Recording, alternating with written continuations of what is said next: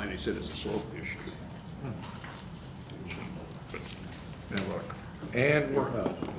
Scott, if you would please take roll. Brian Henry.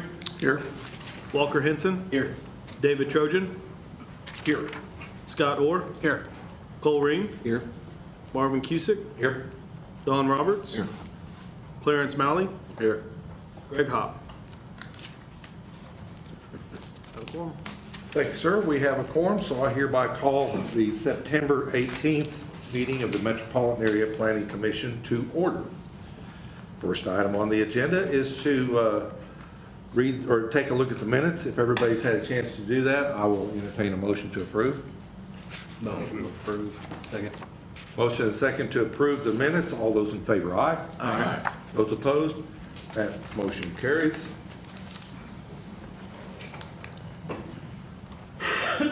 Next item on the agenda, item 3, rezonings. Hold a public hearing and consider approval of a request to rezone the property located at 615 West Moore Street from R7 Multifamily Residential District and C3 General Commercial District to an R4 PUD Residential District, and make a recommendation to the Mayor and Board of Commissioners.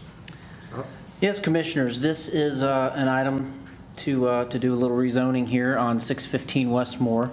If we scroll down, I think we have some images on where that property is located, so you can get a little reference. We'll keep on scrolling. So it is to the south of Enid High School, right along Moore Street, and it's the area highlighted right there. The legal descriptions are commercial tracks 4 and 5. So it was deemed as a commercial area at one point. It's got residential all around it. And so the applicant wants to do some rezoning and do a PUD overlay. You know, we have some investors that are looking at property, especially after our housing study. And our housing study has identified that we are short on some housing in Enid, whether that be single family or duplex or multifamily. And so we had a developer that said, hey, I've already owned this property. I had it rezoned 7 or 8, maybe 9 years ago. I'm trying to remember when it was rezoned. But it's currently zoned partially R7 and C3. And so it's already zoned for multifamily or commercial. And the applicant wishes to downgrade the zoning to R4 with a PUD overlay. And that would allow him to build duplexes on the property, which is that's what they want to do. The property to the east and to the west is zoned R2 for reference, and all of the property to the north is zoned R4. And so R4 zoning in this area would be consistent with what the neighborhood already has. It would not be considered a spot zoning. Most of the property to the north are single family, but it is zoned R4, so there could be duplexes built there. Let's scroll down to the next slide, pictures. So there clearly shows the R4 zoning to the north, and I wanted to show that they do have water and sewer connection available. There is a 10-inch water main that comes up to the northwest of the property, and the City of Enid is currently working on a project to extend that 10-inch main all the way there to going to the east across the front of this property to basically connect that loop. So we're working on that project right now. We have attained the right-of-ways needed to do that, and the fire flow in the neighborhood is not as good as we would like it to be, so this 10-inch loop, this 10-inch main will improve fire flow for the whole community and give a little closer access to water, but there is access to get to water through right-of-ways. To the south of the property, there's a sewer main. If you'll scroll down on that, there's a sewer main that goes across the south side of the property, which they plan on connecting to, and they will build internal private streets within their on the preliminary site plan that you'll see. So they have adequate water and sewer facilities that are there. They're going to be building private street, and I think the supporting community the surrounding community would support an R4 zoning as something that should be looked at, especially considering they're really wanting to downgrade the zoning from R7 and C3 to R4 with the PUD. So we will get into, why don't we scroll down, and I think there's a plat we can look at. This is a sample ordinance of what it would be if it goes forward to the August the 3rd mayor and commission meeting for the zoning change. Keep on scrolling. There should be, there it is. There's the site plan of what they're looking to do. You have smaller, you may have to zoom that out, Kent, thank you. You have pictures of that in your packet. But this is what he's needing to do. That's the reason for the PUD. He is trying to fit as many of these duplexes in here as he can. And so the PUD would allow a little bit different setbacks in between units. We're still meeting code, and parking should be taken care of. There will be a double wide driveway for every unit.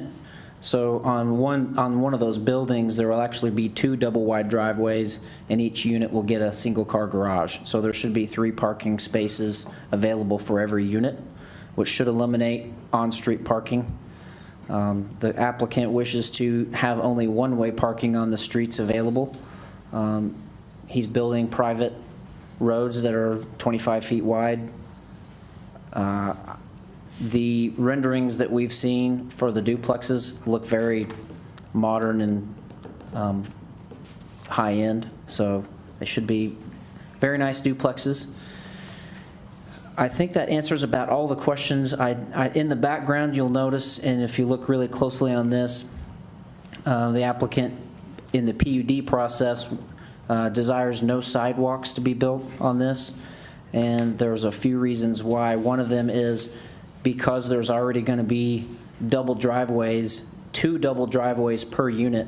There's not very much grass and space in between, and because we want to eliminate any on-street parking, if he was required to put in sidewalks, it could be that you've got a sidewalk running into where a car's parked. So you have to walk around, get on the sidewalk, walk around.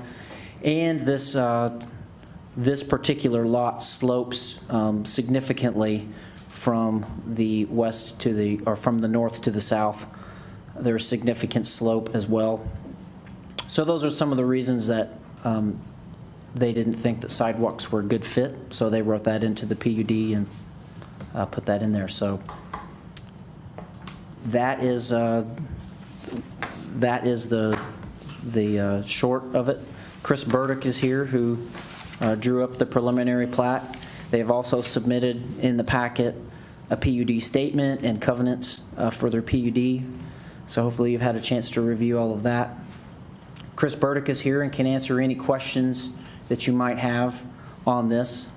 So that's all I have. I know this is a hearing, and there may be, I don't think there's anyone that has signed up to speak, but there could be someone that would like to ask questions or address this committee. Does anybody have any questions?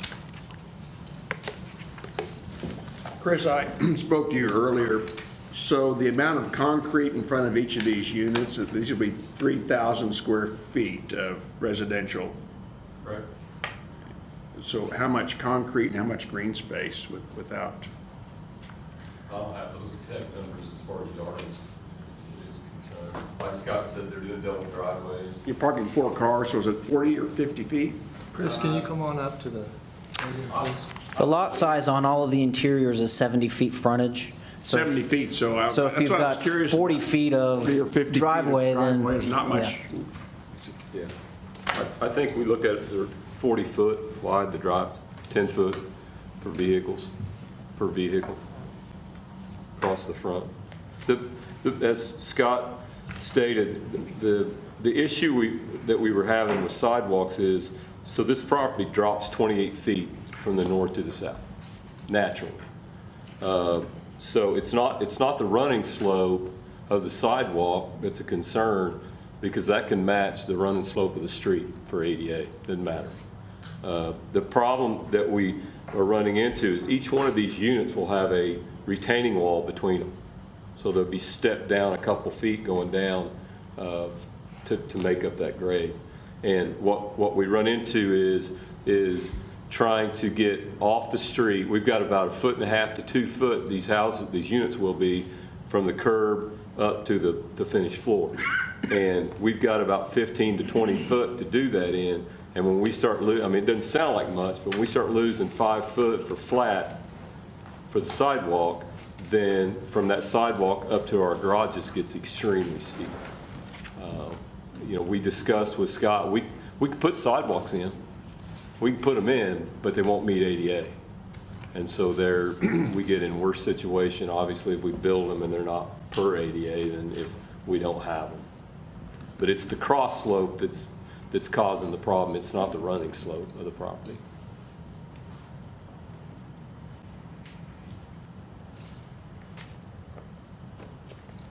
Carol, go ahead. Carol, what do we run into? Because we spent some time working on our sidewalk ordinance. I know Mr. Mayor and I did, and some other folks who aren't here. How does this fit with our new development requirements I mean, That's why it's a PUD. okay, and we can do that with the PUD? Yes, we can do it with the PUD. It could also be less dense, fewer units, and then you could put in the sidewalk. But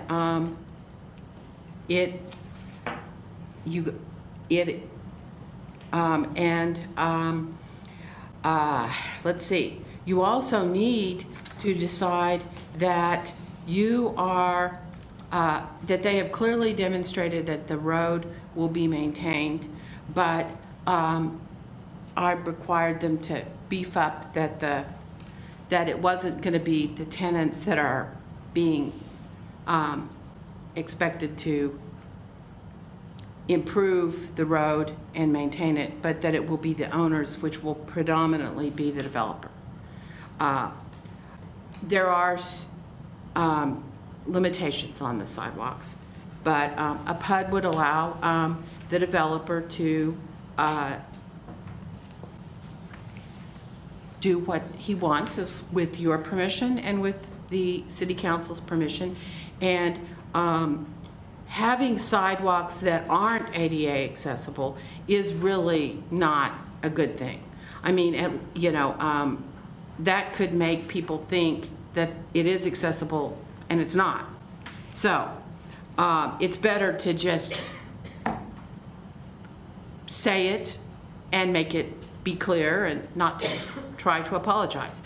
That just means you guys have a tough decision to make. Which is follow the sidewalk ordinance to the nth degree or provide for some affordable housing, basically, is kind of what we're looking at, I think. Basically, these will be individually owned. They'll of course start out with a developer that owns all of them, but they're set up in this platted subdivision, so each lot or each building could be sold off. They could be sold off, yes. The intent to date with the developer is to build these and rent them and own them. And his intent is to start, I think, on the east side, or the west side, excuse me, and build them one block at a time. So it'd be 4 different build-outs, 4 different rows. But at this point in time, he's always expressed that he's going to own these. He's got partners, but his thinking is that if for some reason he gets somebody that comes in or a group of people that wants to buy half of them, this gives him the flexibility to be able to sell some of those units. Whereas if After they're constructed. yeah, after they're constructed. Whereas if we don't plat it and we don't go through this process, then you can't, all he could do is sell the whole complex as one. So it gives him some flexibility down the road to be able to sell some of these if he wanted to. That is the point of the PUD. You know, you can adjust your setbacks for a more dense environment, which is basically, you know, we have ordinance that say this is what the setback is, so the PUD gets you around that. That's what he's trying to do here, so.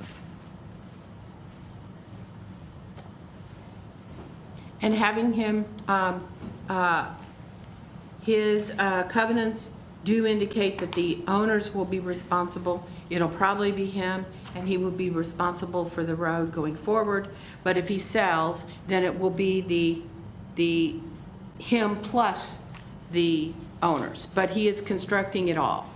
And in his design statement and in the covenants, he indicates that the maintenance is his responsibility of the road.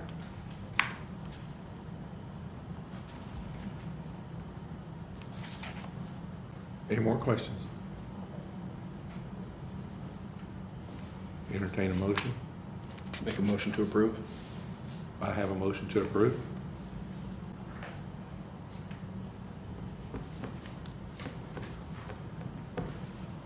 Looking for a second.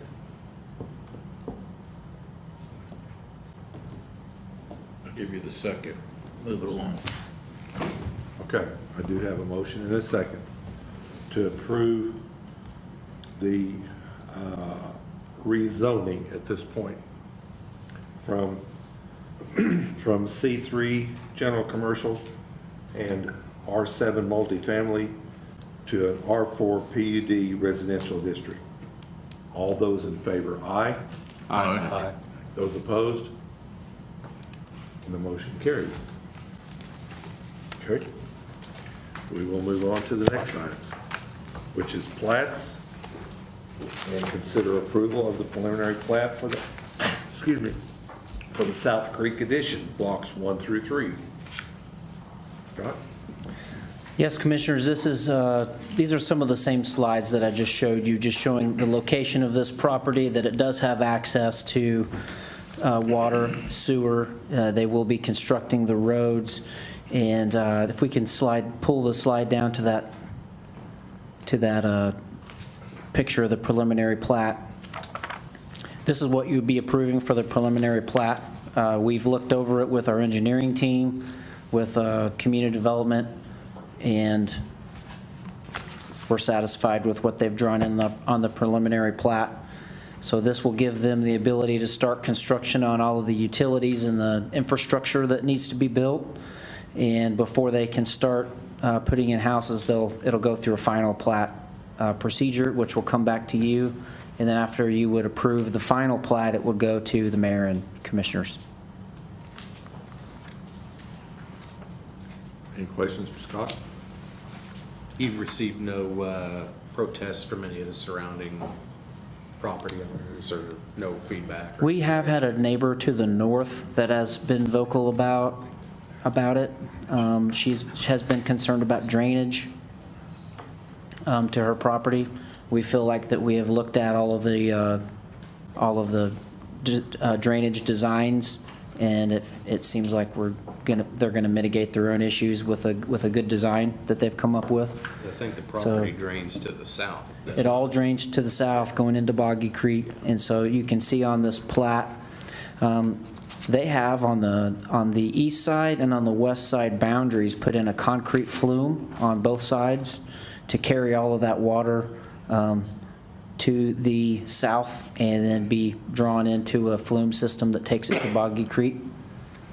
And through the center channel, it's not a concrete flume, but they have an earthen berm that will carry all of the water in between those that you see in block 2, in between those homes. That will carry all that south, and when it gets to that horseshoe, it will go into a culvert and go under the street and head south. The rezoning will go to the city commission at their first October meeting. So it's not final until the first meeting in October. I mean, the plat is, but the But rezoning. there will be a final plat that comes through. Scott, just a point of curiosity, do they have a rough estimate about what the price point on these would be for sale? I have been Guesstimate. told by the applicant, I haven't been told a price point on anything for sale, but I know that these are going to be brand-new construction, 3-bedroom duplexes each. And so I know his target range for rent as of now, I think he's trying to be in the range of about $1,200 or so. Does that sound right, Chris? anything new construction, 3-bedroom, That's it's pretty gonna be cheap. hard to find anything less than that. Well, and I don't have so much of a question as comment. I grew up about 2 houses north of that farthest east road, and so I spent about 15 years at 1634 South Jefferson. I was there through some torrential downpours. I don't think flooding is going to be an issue, but I do think for that area that something like this is sorely needed and will be of great value to the pricing on the other homes in that area. Yeah, I can't see there being a drainage problem on the north side of Moore, just, You've got one section in that area that's just low lying, that it pulls Yeah. up, but as soon as it fills up, it runs right where they've already improved the drainage. Like Mr. Burdick noted, there's 28 feet of drop on this development. There won't be any pooling. No.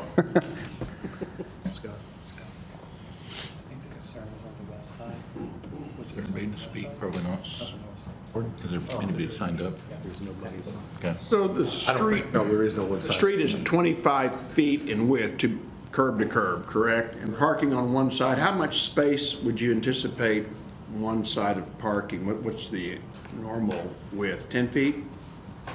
I'm not sure I follow the question. Well, what's the, Parking width? if there's parking on one side and cars are parked along the one side? Well, typically, I mean, I think ODOT drive lanes are what, 10, 11 foot? Minimum So standard's 9 feet. 9 foot for a typical For a parking parked place car. would be 9 foot, So we so basically have 15, 16 feet of 16 foot. passage. Yes. Can 2 vehicles easily pass in 16 feet? Depends on what kind of vehicles they are. Well, bicycles going up. But with that being said, the discussion we've had with staff is that while 25 foot with a car parked there is down to 16 foot, a standard residential street is 27 foot, and you can park on both sides of the street. for your own visual Yeah. reference, the road that's on what would be the west side of the Texas Roadhouse, in between that and, what is that, a quick loop place, that's a 27-foot wide street, and I so. would say most of us live on a 27-foot street. I mean, if you live in a typical subdivision, that's the minimum. But the difference is, like I said, you can park on both sides of the street on a standard residential street. So that goes down to, substantially less width-wise. And the city will enforce the parking on one side only? Is that the way that would be handled? These are private streets, so. So who would enforce that in the We're context? expecting the owner to do that. If we need to get in there, I suppose we could, but these are private streets, they're 25-foot wide, and one side's supposed to be no parking. So probably what would happen is somebody would complain, they'll call the city, and then we'll do our best to deal with the situation. Are the developers going to be responsible for the drainage ditches as well, that drain on The these? developer's responsible for everything. They are, okay. They're going to, so they'll keep them clean and make sure that we don't get growth in there. Except and for the slow little down the tiny water flow. yard. Yeah, except for the yards. Carol has made sure there's provision in here for the common areas. It's in the PUD statement, if you had a chance to look at that, where the owner is required to deal with that. Now, the owner could set up a mechanism to do that in the future if he wanted to, some kind of mechanism, or it could just continue to handle it. It's my understanding with the PUD. Our expectation would be the city, when people call about high grass and weeds or issues, edging on the curbs, we'll be reaching out to the owner, because that's his responsibility per this PUD. My inquiry relating to the slope, but for the slope of this property, would a sidewalk have been required by the city of Enid?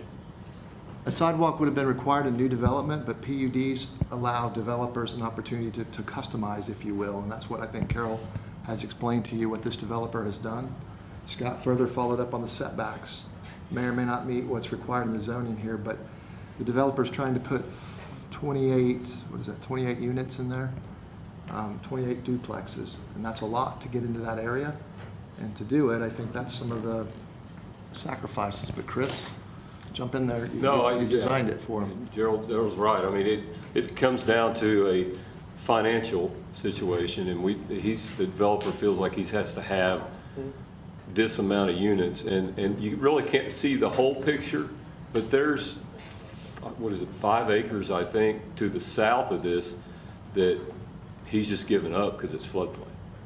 You know, he could potentially go in there and do some improvement in there with some floodplain documentation and those kind of things, but he's chosen to stay out of that and give up that, I'm not sure what it is, but it's 3.5, 4 acres down there that obviously he paid money for when he bought the property.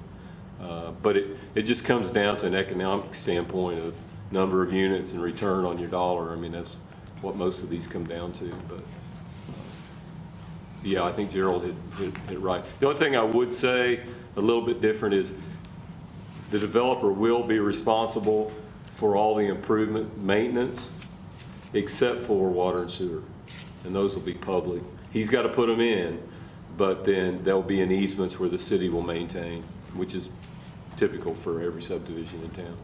There'll be fire hydrants in this? Yes, yes, there's, I think, 3. That's what we've got.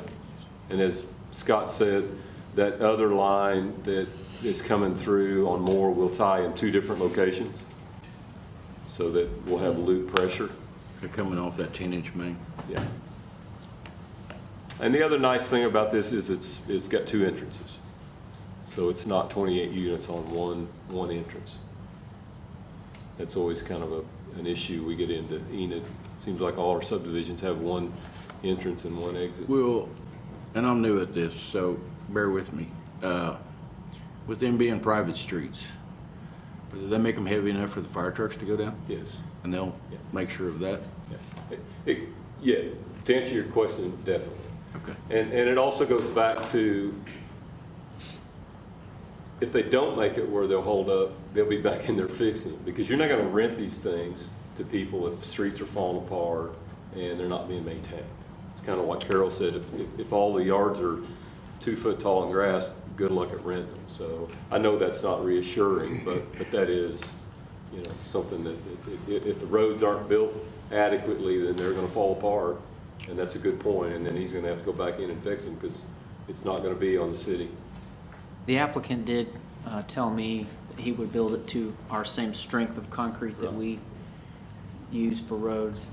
Right, just one thing I'd like to add just to that is it roads that are, yes, it may be private, but that since it's in public access, it's considered public access, it's required to be built to city standard. So you guys will review all the drawings like normal? Test the concrete. And then another thing I'd like to just add that the applicant has done is, you'll notice at the ends, he doesn't have any intention of extending that back section, but he built those hammerheads in, those hammerheads at the end of the street.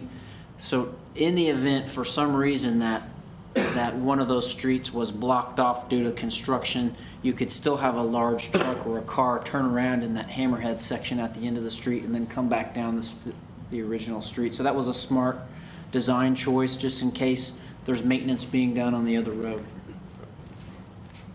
And it also meets fire apparatus. Are we out of questions? I'll entertain a motion. Make a motion to approve? Thank you, sir. I have a I'll motion to second it. approve and a second. Motion and second to approve. All those in favor, aye. Aye. Those opposed?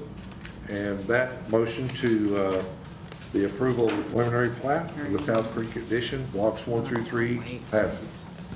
And I will step down and let Mr. Cole finish this last one.